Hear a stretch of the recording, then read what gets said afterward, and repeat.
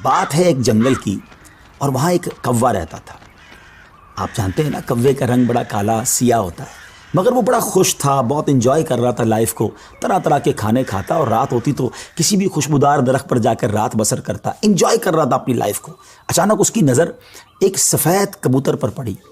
वो सोचने लगा कि मैं काला और ये सफ़ेद, ये कितना खूबसूरत है, कितना अच्छा लग रहा है, मुझसे ज़्यादा खुश तो ये होगा।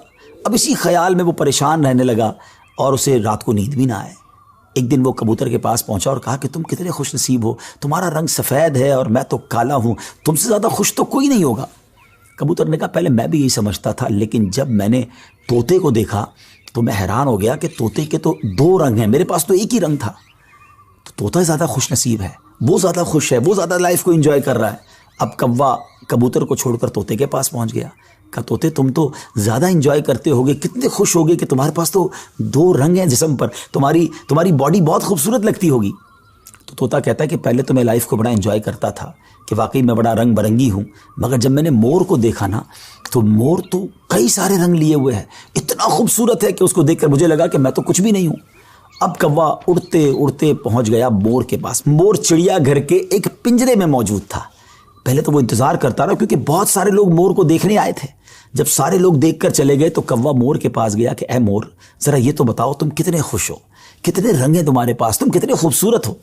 मोर कहता है पहले तो मैं यही समझता था कि हाँ मैं बहुत खूबसूरत हूँ, मगर फिर मैंने गौर किया कि इसी खूबसूरती की वजह से तो चिड़ियाघर में मैं कैद हो गया हूँ। रोज़ाना हज़ारों लोग मुझे देखने आते हैं मगर मैं आज़ाद नहीं हूँ। और फिर मैंने बड़ा गौर किया कि वो कौन सा परिंदा है जो चिड़ियाघर में कैद नहीं है।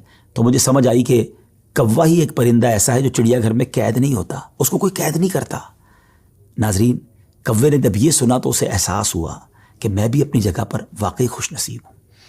अब यहाँ बज़ाहिर तो ये एक फ़र्ज़ी वाक़या है, लेकिन अगर इसको हम अपनी ज़िंदगियों पर इम्प्लीमेंट करें, अपने बारे में सोचें, हमारे पास बहुत कुछ है, लेकिन जब किसी को हमसे ज़्यादा वाले को हम देखते हैं ना तो हमें अपनी चीज़ें कमतर नज़र आने लगती हैं। अपना घर छोटा लगने लगता है, अपनी मोटरसाइकिल, अपनी गाड़ी, अपनी साइकिल वो हमें बड़ी कमतर लगती है जब किसी की बड़ी गाड़ी देखते हैं, किसी का बड़ा घर देखते हैं, किसी की लाइफ स्टाइल को देखते हैं। जो है उस पर एंजॉय नहीं करते बल्कि उस पर शिकवा करते हैं, नाशुक्री करते हैं।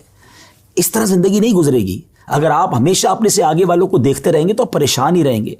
अगर आपने मवाजना करना ही है, कंपैरिजन करना ही है, तो अपने से कमतर लोगों को देखें ना। कई लोग बड़ी मुश्किल ज़िंदगी गुजार रहे हैं। अल्लाह ने मुझे और आपको बहुत खुशहाल रखा है। जी हाँ, अब भी हम लाखों करोड़ों से अच्छे हैं, लेकिन मसला ये कि हमें तो आगे वालों को देखकर डिमोरलाइज होना होता है। शुक्र अदा कीजिए और सुभान अल्लाह, मेरे रब का तो वादा भी है ना कुरान में, ल इन शकरतुम ल अज़ीदन्नकुम, तुम मेरा शुक्र अदा करो मैं तुम्हें और दूंगा। तो जब आप अल्लाह का शुक्र अदा कर रहे होते हैं ना कि या अल्लाह तूने मुझे करोड़ों से अच्छा बनाया, तो वो और अता फरमाता है, आप और आगे बढ़ते हैं। तो बहरहाल ये छोटी सी हिकायत है।